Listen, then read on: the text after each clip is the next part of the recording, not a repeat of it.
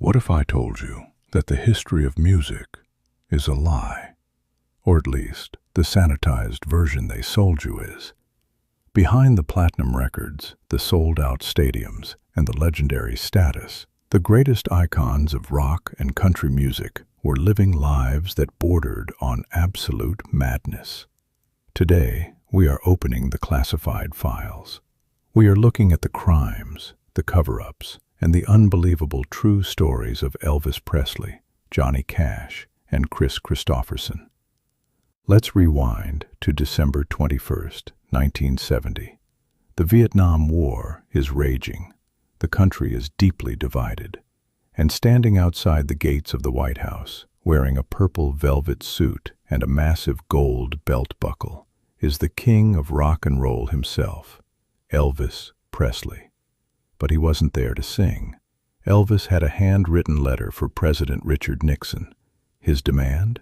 He wanted to become an undercover federal agent at large. Elvis was obsessed with law enforcement. He collected police badges like souvenirs, but he wanted the ultimate prize, a badge from the Bureau of Narcotics and Dangerous Drugs. He believed that with this badge, he could legally carry weapons anywhere, bypass customs, and act as a vigilante. Nixon, desperate for good PR with the youth, actually agreed to meet him. In the Oval Office, Elvis handed the President of the United States a World War II-era Colt .45 pistol as a gift. It was a surreal moment, the President and the King. Nixon gave him the badge. Elvis thought he was a real spy. The truth? The badge gave him zero actual authority, but the government kept this bizarre meeting completely classified for over a year. But while Elvis was playing dress-up with the feds, another legend was busy burning down a national forest. Welcome to 1965. Johnny Cash is battling severe addiction. He retreats to the Los Padres National Forest in California in his camper van, famously named Jesse James. What happened next is a disaster of epic proportions. Due to a faulty exhaust system, or, according to rumors, Cash recklessly building a fire to keep warm while heavily intoxicated, the camper caught fire. The flames spread instantly. Cash didn't call for help. He just watched.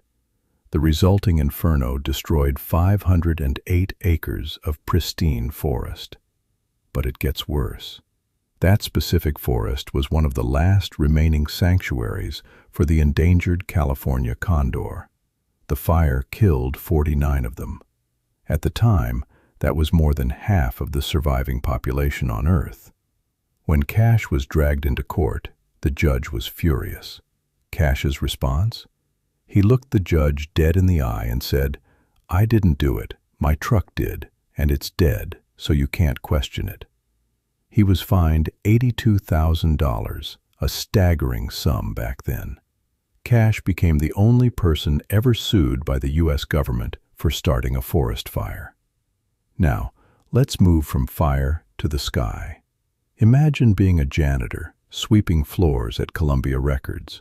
You watch the biggest stars walk by, completely ignoring you.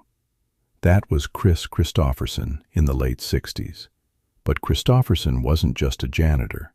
He was a former Rhodes Scholar and a captain in the U.S. Army, where he flew helicopters. He had written a song, and he knew Johnny Cash had to hear it. But Cash wouldn't give him the time of day. So, Kristofferson did the only logical thing. He went to a local National Guard base, somehow talked his way into the cockpit of a UH-1 Huey military helicopter, and stole it. He flew the massive military aircraft directly to Johnny Cash's house in Hendersonville, Tennessee. Cash was sitting on his porch when he heard the deafening roar of the rotors. The helicopter touched down right on his lawn, blowing dirt and debris everywhere. Kristofferson stepped out, holding a demo tape in one hand and a beer in the other. Cash was so stunned by the sheer audacity of the act that he finally listened to the song. The song was "Sunday Mornin' Comin' Down." Cash recorded it. It became a massive #1 hit, and it launched Kristofferson into superstardom. A legendary career, quite literally dropped from the sky. These aren't just stories. They are the raw, unfiltered reality of men who lived on the extreme edges of society. They broke laws, they manipulated presidents, they caused destruction, and they stole military aircraft. But without this chaos, without this unbelievable darkness, we wouldn't have the music that defined a century. The truth is always stranger than fiction, and in the music industry, the truth is usually hidden. Until now.